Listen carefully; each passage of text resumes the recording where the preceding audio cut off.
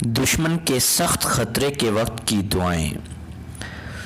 جب دشمن کے حملے کا شدید خطرہ ہو اس وقت مسلمانوں کو چاہیے کہ نمازوں کے بعد اور دیگر اوقات میں دل و جان سے یہ دعائیں مانگیں۔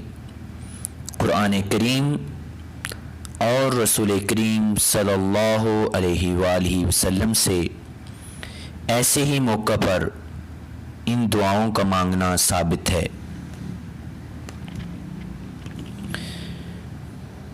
بسم اللہ الرحمن الرحیم۔ حسبنا اللہ ونعم الوکیل۔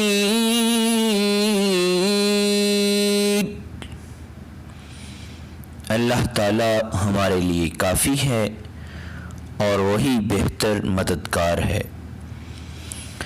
اللہم استر عوراتنا وآمن روعاتنا۔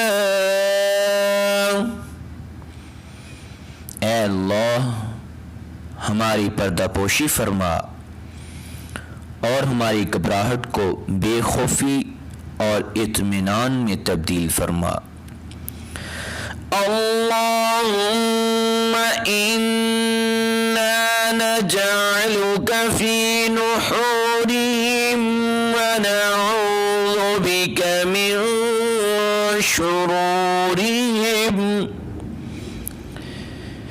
اے اللہ ہم آپ کو ان دشمنوں کے مقابلے میں کرتے ہیں اور ان کے شر سے آپ کی پناہ مانگتے ہیں۔ لا الہ الا انت سبحانک انی کنت من الظالمین۔ آپ کے سوا کوئی معبود نہیں ہے، آپ سب نقائص سے پاک ہیں، بے شک میں قصوروار ہوں۔